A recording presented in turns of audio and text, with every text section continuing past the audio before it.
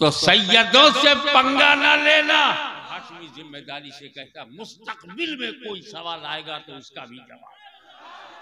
अभी तो ये माज़मियां निकल रहे हैं ना, स्टेज पर बैठा हुआ कोई हदबंदी करके बतावे कि इनके पास इतना इल्म है, इतना है, बड़े खतीबों की तकरीरें सुना है। इस बंगाल की पावन धरती पर उत्तर प्रदेश से, बिहार से बड़े बड़े आलिम आए, तकरीर किया, सुन्नियत को फैलाया, ईमान अता किया। मगर जब वो इंतकाल कर गए तो फिर औलाद में सन्नाटा। याद करो एक एक मुकर्रिर, फिर देखो उसके बाद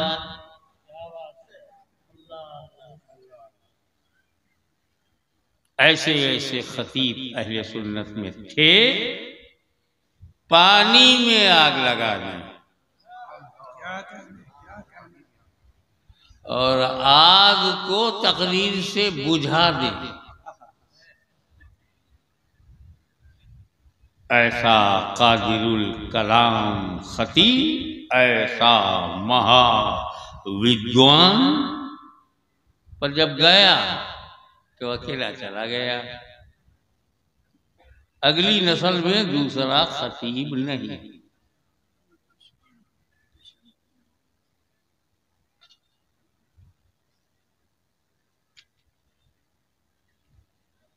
बड़े बड़े शहरों को भी ध्यान में रखो। मैं तो सच बोल रहा हूं, तरफदारी करना नहीं, ना किसी की बुराई करना है।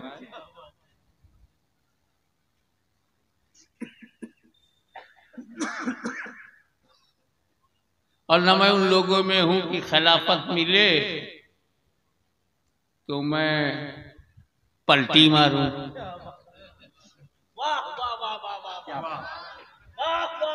वो खिलाफत जो पलटी मरवाए वो खिलाफत नहीं, खाली आफत है।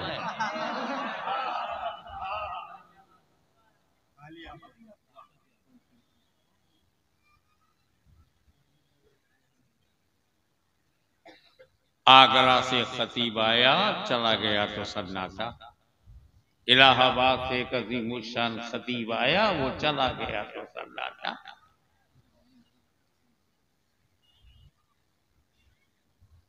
मगर क्या बात है कि हम सभी है गौसे आजम, महबूब नूरानी सैयद अली हुसैन जीलानी आज तक खतीब आना बंद ही नहीं हुआ।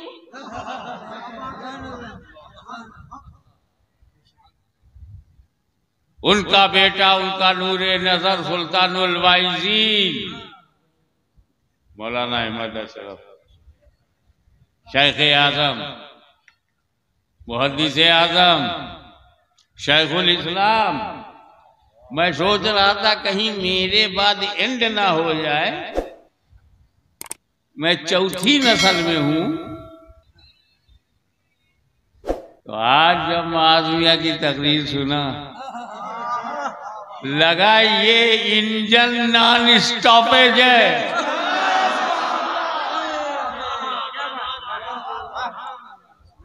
वजह ये है कि औलाद है गौसे आजम की, और वो गौसे आजम खिताबत जिसकी चौखट पर भीख मांगे।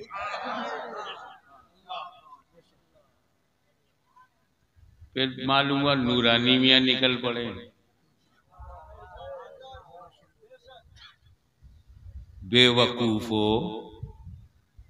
पहले हमारे बच्चों से निपट लो, फिर बड़ों का नाम लेना।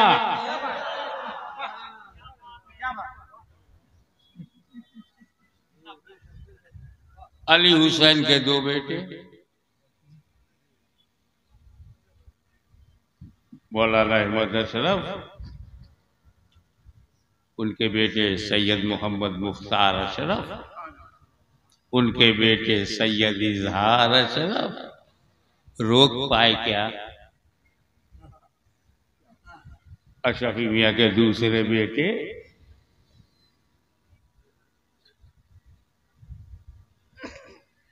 साहिब विलायत, आलिम शरीयत, आरिफ तरीक़त सैयद मुस्तफ़ा अशरफ, उनका बेटा एक अशरफुल औलिया, दूसरा बेटा अशरफुल उलमा।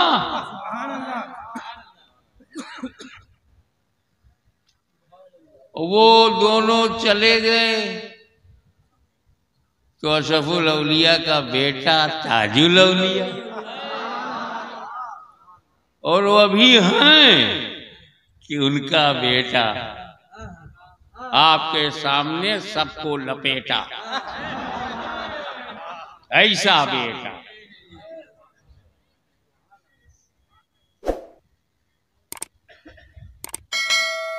इसकी वजह पर व्हाट इज बैकग्राउंड।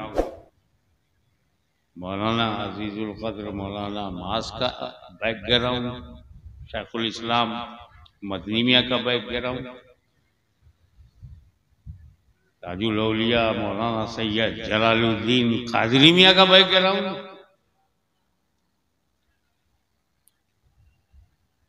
फल अच्छा है तो मस्ती मत करो, उस फल की जड़ पे गौर करो।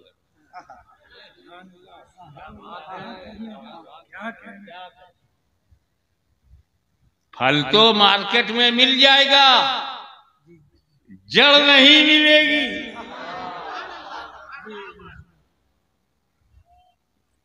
एक छोटा सा पेड़ है आम का, और आपके यहाँ तो भांत भांत के आम हैं, नाना प्रकार के आम हैं, लेकिन कोई ऐसा बंगाली नहीं मिलेगा जो आम भी खा जाए और आम की जड़ भी। तो सैयदों से पंगा ना लेना, ये फल हैं मगर इनकी जड़ फातिमा ज़हरा है।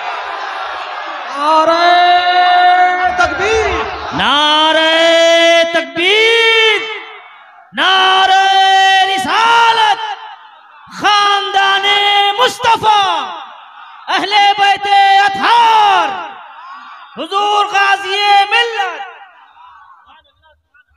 वो फातिमा ज़हरा जिसका एक बेटा उम्मत को बचाने के लिए तख्त और ताज को छोड़ दे, दूसरा बेटा हुसैन जो यजीदी आंधियों से सुन्नियत को बचाने के लिए अपनी कुर्बानी दे दी। ये जड़ है। ओ भाई साहब, बंगाल की मिट्टी जिस जड़ में हो उसे तो उखाड़ नहीं पाती। उन सैयदों को क्या उखाड़ पाओगे जिसकी जड़ में हसन और हुसैन है। तो अपनी पोजीशन संभालो बाबा। वो कहते हैं ना, गुजरात में ज्यादातर लगता है, फिर जब गुजरात में लगता है तो व्हाट्सएप पे आता है, जब फेसबुक में आता है तो हर जगह पहुंच जाता है। पीर हमारे नूर वाले। अबे इसमें क्या गलत है?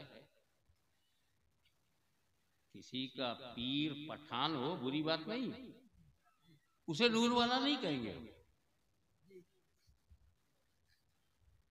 खास साहब नूर वाले तो नहीं है। देखो देखो कौन आया, ये तो आप लगा रहे हो, जानवर बना दिया, शेर आया। अब शेर कहोगे तो कुत्ते तो देख के भागेंगे।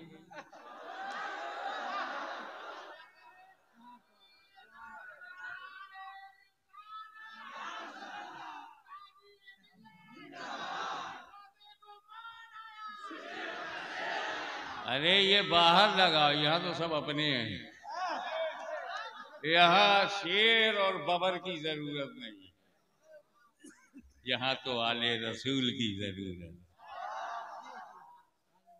तेरी समझ में नहीं आया? पीर हमारे नूर वाले। अबे हम बोल रहे हैं, तुम तो चुप हो जाओ बाबा। तुम्हारा नारा सुनने कोई नहीं आया, मेरी तकरीर सुनने सब आया।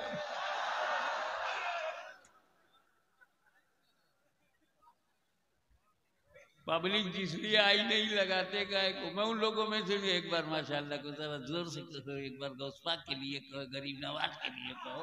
हम तो कहेंगे चुपचाप समझते रहो, गरीब नवाज के लिए, गौसे आजम के लिए।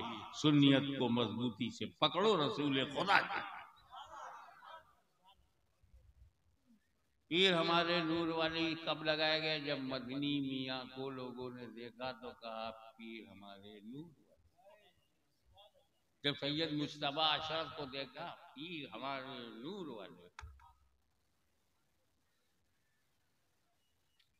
मोदी से आजम पीर हमारे नूर वाले। बंगाली तुम कहोगे ना, जब ताजुल औलिया आएंगे तो क्या कहोगे? पीर हमारे नूर वाले। हमें तो सैयद जलालुद्दीन कादरी मियां नूर वाले हैं। क्या गलत नारा है? ये पक्के सुन्नी हैं, बोलते रहेंगे, खानदाने रसूल को नूर वाला कहते रहेंगे, क्योंकि इन्होंने अपने सीने में मौलवी नहीं, इमाम अहमद रजा को बसाया है। आला हज़रत अज़ीमुल बरकत को अपना दिल दिया है। पहले उन्हें जाके रोको।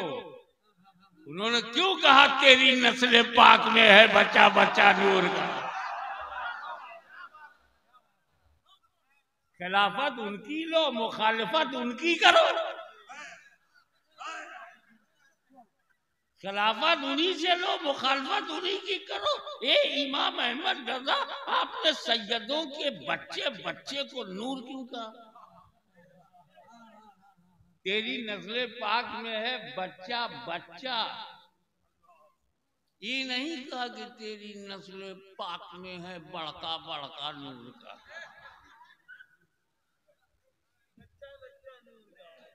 तेरी नस्ल पाक में सच्चा सच्चा नूर का ना, बच्चा बच्चा। अबे बच्चा जानते हो किसको कहते हैं? अनपढ़ है, गंवार की तरह बच्चा है, नाबालिग है, वोट देने की समझ नहीं। तो ने मेरे महबूब, तुम्हारी नस्ल में जो ना समझ बच्चे हैं वो भी नूर है। तो अब अगर किसी ने कहा पीर हमारे नूर वाले, तो ये बता रहा है कि आले रसूल ही हमारा पीर है। तुम्हें बुरा क्यों लगा? क्या रसूल से ताल्लुकात खराब हो गए हैं जो औलाद को नूर वाला मानने में तकलीफ हो रही है? और रसूल पाक से माज़अल्लाह अगर ताल्लुकात खराब है तो हम तुमसे ताल्लुकात क्यों रखें? हम रसूल वाले हैं, औलादे रसूल नूर वाले हैं। अब जब मेरा पीर सैयद है, मेरा पीर सैयद भी है, तो हम तो कहेंगे नूर वाला आया। अब जिसका पीर सैयद ना हो वो ना कहे। कहीं इसी बात की तकलीफ तो नहीं है यार हमारा पीर सैयद क्यों नहीं है? बाबा, पीर का सैयद होना जरूरी कहाँ है? लेकिन सैयद का नूर वाला होना जरूरी है। किसी भी आलिम बामल परहेजगार से, चाहे शेख हो, पठान हो, कुरैशी हो, अल्लाह वाला हो, मुरीद हो सकते हो, सैयद होना जरूरी नहीं पीर का, लेकिन सैयद का नूर वाला होना जरूरी। ये तो था शुभारंभ। अब मैंने जो आयत पढ़ी है उसके बाद में बात करूंगा। Criteria of knowledge.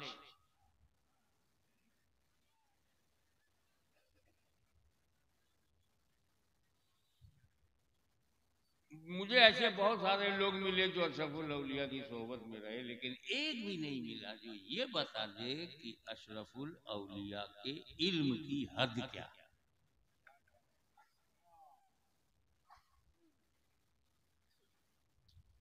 गुजरात में बहुत सारे लोग, दुनिया में, वो तो खैर पूरी दुनिया में, ऑस्ट्रेलिया छोड़ करके सब जगह गए, शेखुल इस्लाम, इल्म की हद नहीं मालूम।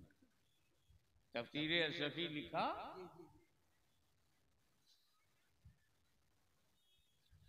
अच्छा है फसादियो, कान खोल के सुन लो, तुम सर पटक पटक के मर जाओ, कि चौसा बरेली को लड़ा नहीं पाओगे।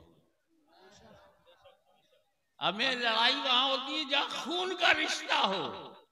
आला हजरत से हमारा रूह का रिश्ता है। हमें आला हजरत हमारे साथ है, हम उनके साथ है, तू चाहे जहां जा। अरे बहुत सारी बातें हैं, लेकिन एक ही बात बता के चला जाऊं। आला हजरत को अल्लाह ताला ने वो इल्म दिया था कि हर फन पे उन्होंने किताब लिखी। फतावा रिजविया शरीफ तो इंसाइक्लोपीडिया ऑफ फिक़्ह हनफी है। सवाल कहीं का हो, जवाब फतावा रिजविया में मौजूद। जो माजी के सवालात हैं उसका भी जवाब, और जो आज के सवालात हैं उनका जवाब। और हाशमी जिम्मेदारी से कहता मुस्तकबिल में कोई सवाल आएगा तो उसका भी जवाब। हमसे ज्यादा पहचानोगे उनको? मेरे बाप ने वहां पढ़ा है, क्या तेरे बाप ने भी पढ़ा? मुकाबला करने आया। क्या क्या लिखा पता नहीं है लोगों को, मगर एक चीज नहीं लिखा वो मुझे पता है। क्या क्या लिखा वो मौलाना मेरे को नहीं मालूम, किसी को नहीं मालूम। 50 उलूम और फुनून पर किताब लिखने वाले ने क्या क्या लिखा मैं नहीं जानता, पर एक चीज नहीं लिखा वो मालूम। कुरान का तर्जुमा तो लिखा, तफसीर नहीं लिखी।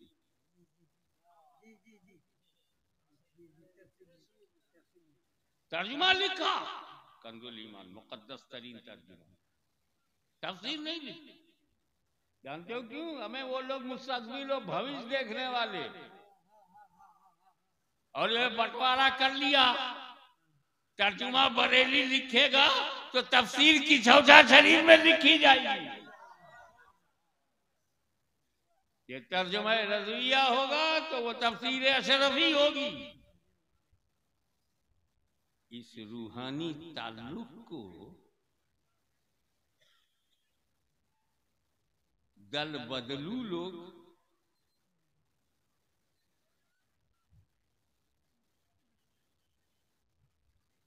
पहले वो बंगाल की नेता के खिलाफ घुस गए गुजरात में, वो हार गए तो गुजरात से घुस के फिर बंगाल में। ऐसे दल बदलुओं को तुम नकल करोगे, वो राजनीति वहां चलेगा।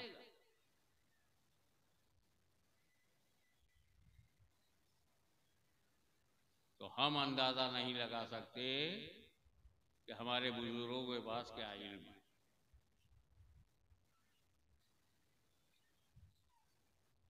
हमें बड़ों की बात छोड़ो, अभी तो ये माज़मियां निकल रहे हैं ना, स्टेज पर बैठा हुआ कोई हदबंदी करके बतावे कि इनके पास इतना इल्म है, इतना ही